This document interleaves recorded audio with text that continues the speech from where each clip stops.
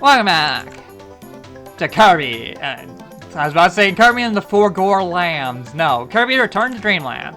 Last time, we've, well, did stage 1, stage 2 of, no, you can exit stage at a time.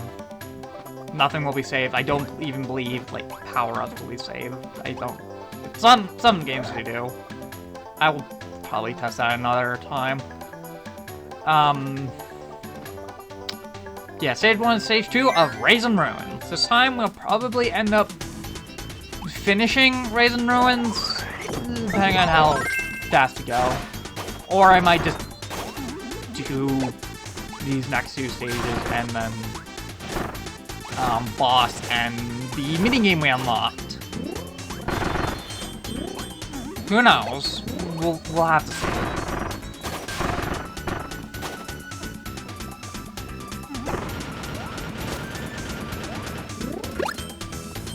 Yeah, just some extra stars in health. Which, to be fair, health does actually kind of matter right now. Well, it does kind of matter in this. You would think because we are at permanent state of half health, that health wouldn't matter, but no, it does, because, well, that's another hit we can take. Also, we're taking Beam, even though I think we're gonna be swapping Beam for something else literally right now, I think.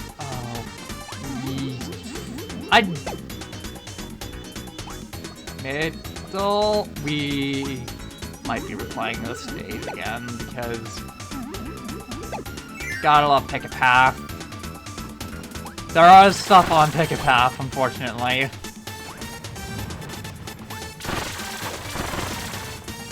Gyptos! They're like Starfies in a way because they. I think they literally replaced Starfies in,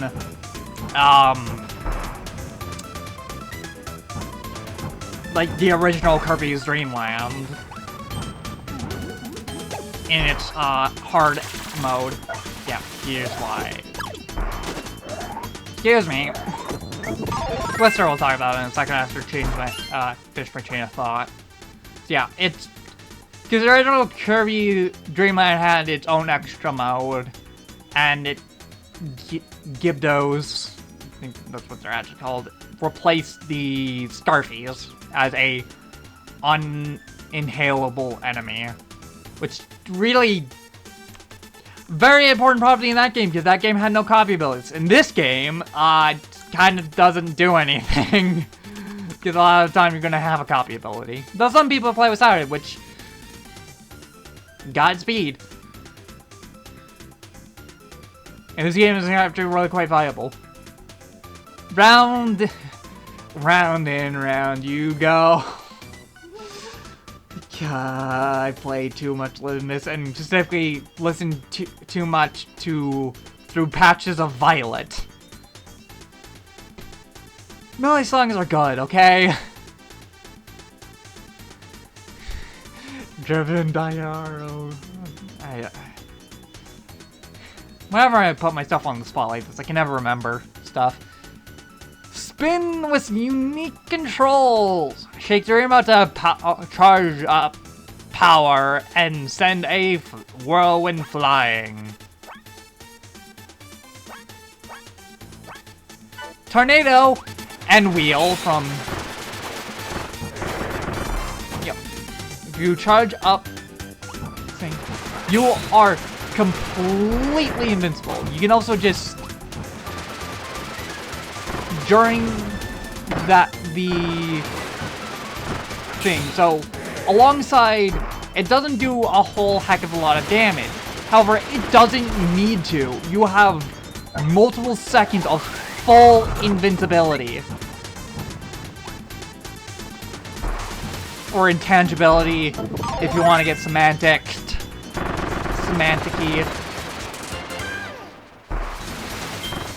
It also has the ability to naturally hit up and down. But generally, this is what you're going to do. And then you have that as a finisher move. And that, which... cool. I guess. You're going to this. But, same for other things. This and Wheel, in games that have it, are both a speedrunner's best, or both really are kind of a speedrunner's best friend. They hit for a lot. Not a lot. They go fast. They're the fastest abilities in the game. But, we'll talk about this in a second. But they're kind of hard to control. One is more useful in the vertical, one is more useful in the horizontal. Unfortunately, we only have Tornado in this game because Neo's Wheel is more of a dash attack than it is fully wheel. High jump. Okay. Leap into the air with a high jump. Zoom back down with an unstoppable high-speed rocket dive. A hero made his debut. High jump. Something that appeared in like 3 Kirby games. An adventure. I don't even think it appeared in Amazing Mirror. It might have appeared in Amazing Mirror, it might have been replaced by Missile. And in this game, high jump is bad. It's like, it's no, it's right here. We'll talk about it in a second. Mix is not in this game. Okay. Or unless, or at least it doesn't work with sleep. How long will it take me to play a game? I guess I have played it with Kirby, like, Squeak Squad had mix. But yeah, how long will it take me to play a game with mix? I keep avoiding it. Just 5 more minutes, please. Let me sleep. You wake me up. Just shake me. Bondswell, sleep. Early wake up. Sleep is a ability. It's a silly ability. It's a joke ability. It's always been a joke ability. Unfortunately, it doesn't heal you in this game. If you shake the Wii remote or, you know, mash the D-pad, you wake up faster. It's always been a joke power-up. And that is one that is intentionally bad. But high jump.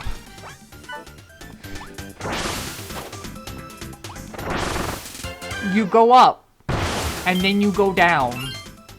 That is high jump. You can also charge it. It's like the only time it's ever been useful is against specifically Krackco. High jump is like, it's not actively bad. It is fun. It's a fun ability and does allow you to hit above you pretty darn well. The problem is, 1, the landing, but that was kind of solved in this game with the dive. 2, Krackco doesn't appear in this game. This is like the only game Krackco does not appear in. To my memory, anyways. He could still appear in this game, and I just don't remember. But it's kind of like all the enemies are on the ground. There's like 1 aerial enemy. Yeah. Also, unique item, the Metamato box. You can carry it around, and you can hit people with it. And if you leave it open long enough, it becomes a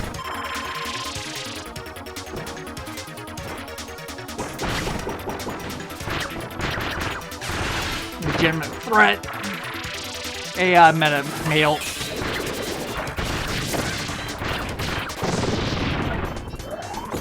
Beam! Here's general rule of thumb. I believe I said this in, like, another one of my, videos. But whenever a boss gives you a power, you face a power-up boss, always take the power-up. It's usually needed for a puzzle or something.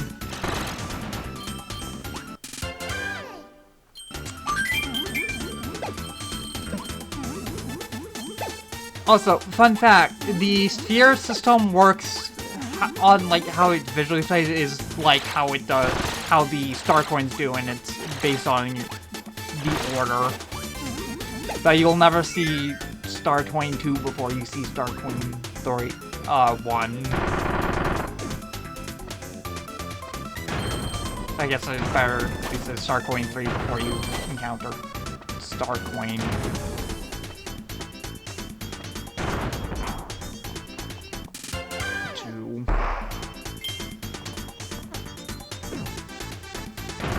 No, I actually don't think that happens very often in the games. Also, my favorite mechanic, barrel cannons. I know they're not actually barrels, but they work like the barrel cannons from game Donkey Kong Country. So, yeah, they're barrel cannons, and they work pretty much the exact same as the barrel cannons, and they're kind of... I don't like them because I'm bad at timing them. How long is it coming? 12 minutes on one stage. Okay, this might... I'll have levels in each world, though. Also, you can just teleport to the world map. Also, I believe I could be... You can just check spheres like that in the world map. If you wonder where you're missing spheres, that you had to go to Magalore. Stage 4.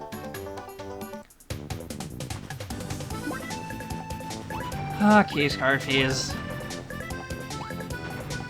Oh, and key versions of those guys I don't know the name of. They're kind of like... Normally they're kind of like the... Well, Weeping Angels or Boos.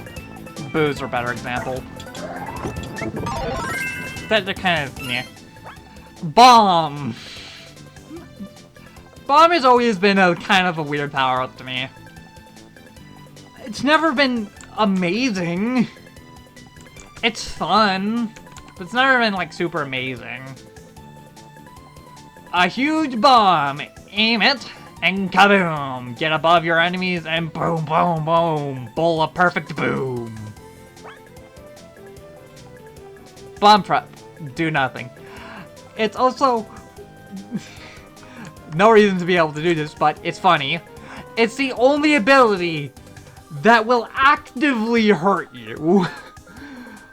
If you let it otherwise doesn't do anything. I don't think... In specifically Superstar and Superstar Ultra, it can damage your helper. And its helper could damage you. But that will never happen.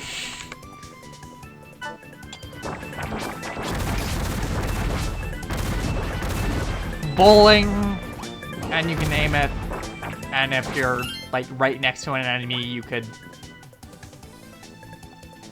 like put a bomb on it, but it only works on small enemies, so it's kind of like, it's not worthless, just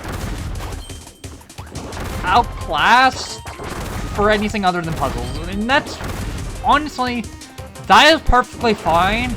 I know I say, like, Needle's the only one that is actively kind of bad. Oh, speaking of needle.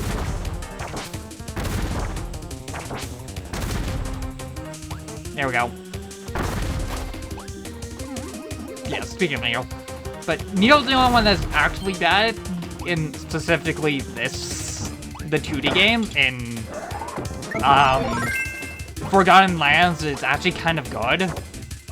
Or good for, like, in a puzzle context. And it's fine that not every ability is good for combat. Some of them are just really useful for puzzles, like, for example, bomb. You can place it down, and because it's on a timer, it allows you to do that. Because that is a few seconds, it goes into a thing. That's the major use of bomb. Also, it's a ranged attack in the game. Well, where range is useful, it's not strictly mandatory.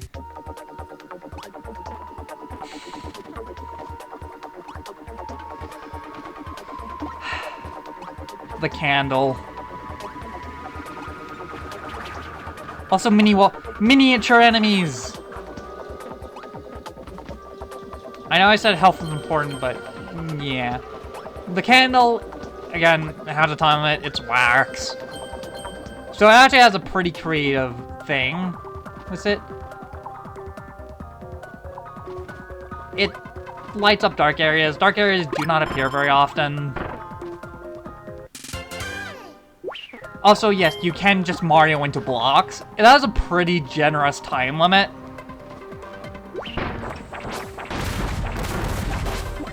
It's also bomb has really good AoE.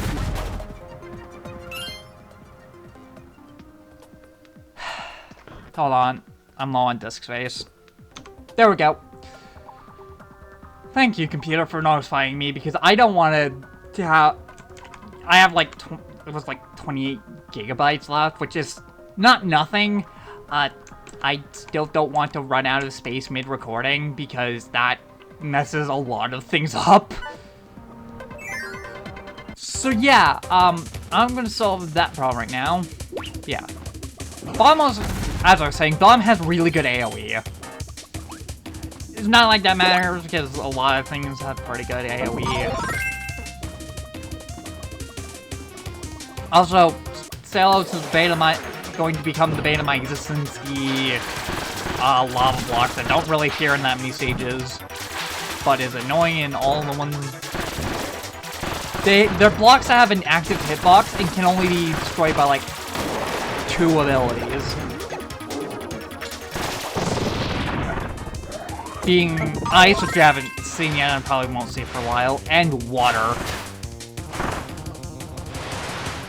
However, with both, their unique dash does do break, or cool down the block, which then you have to break. It's weird. Though generally, for the most part, the water jetpack will be your better option. This is a not good attack, but it is fun, and it does actually do something with like the blocks. But for the most part, you want to be spamming your dash attack with water because it's like a full few seconds of invincibility.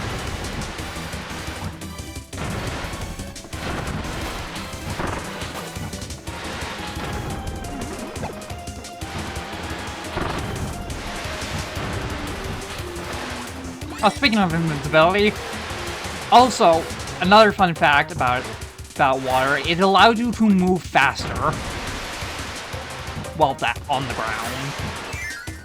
Which is something its brother Ice, or I guess older, more I could say its older sibling, also does. Anyways, the crystal, it allows you to phase through the crystal blocks and makes you fully invincible, but as with every held item, it's on a time limit. Oh hey, sword. Oh yeah, sword beams. you won't, unless you're really skilled at the game, you generally won't see sword beams, and they only happen on, like, the first hit of the sword attack. It's a reference to the, as sword is in general. Look at it, he has a cap that is Link's. Anyways, we'll read the pause screen description for this, for the Ultra Sword this time. We didn't do that last time. But yeah, it's a big reference to Link and the Legend of Zelda series in general. It's outside of Kirby's adventure on the NES.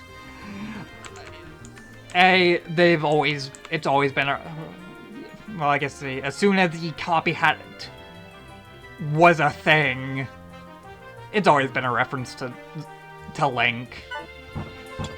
I literally almost went on without reading the pause screen description. Packing a devastating power, it's a super ability. Its name, Ultra Sword. It can rend the earth and destroy all in its path. Thank you.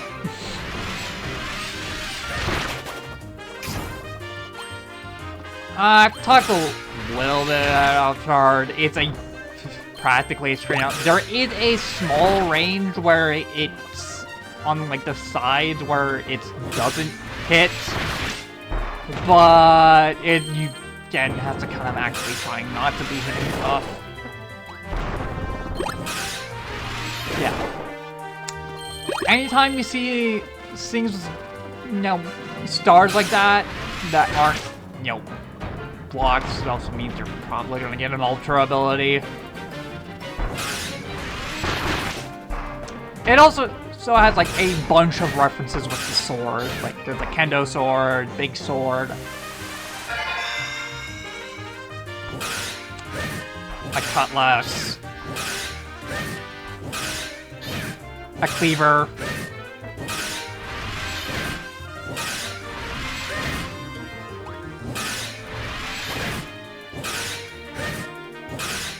Meta Knight sword, and I believe that's it for like all the swords. It can also be a giant fan. There's a lot of references with Ultra Sword. It's like one of the two big references. Machines that are one being stone, which has always been a vehicle for references, including some really rare ones, like the Hell Laboratories logo. Can appear in some of them. This is like one of the few times where hitting the wall is actually kind of useful. It gives you, it's not as useful in extra mode, but it does still give you a little bit of breathing room.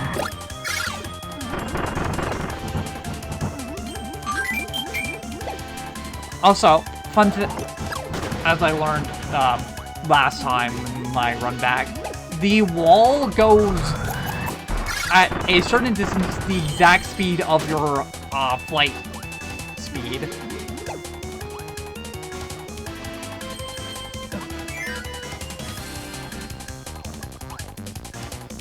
Also, I haven't mentioned this the first time it showed up. Another dimension section, while not technically an auto-scroller, is technically technically and technically not an auto-scroller. It's also kind of an auto-scroller.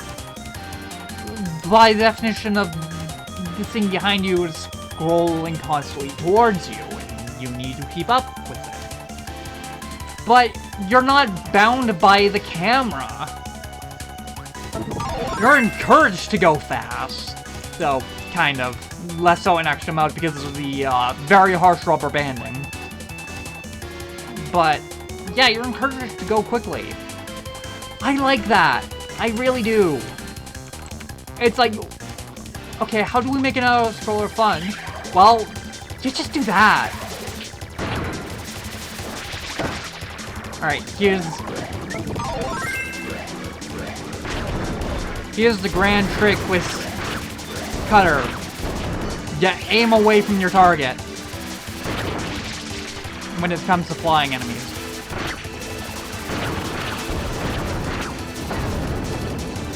And you just hit them.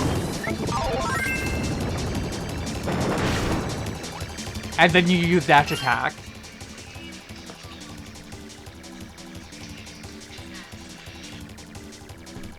Thank you, I believe, from Persona 5 Royal. But yeah, generally you just you do that when it comes to flying enemies. For grounded enemies, you use Final Cutter.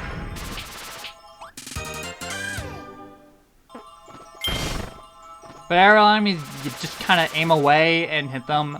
And for like big moving bosses, you just kind of throw as you go. Because Cutter has really low startup and end lag. It is a really quick ability. Which is its main benefit, is it's a really quick ability. With low startup and end lag. Hammer Flip, however, is the opposite. It has high damage, but very high startup and decent amount of end lag.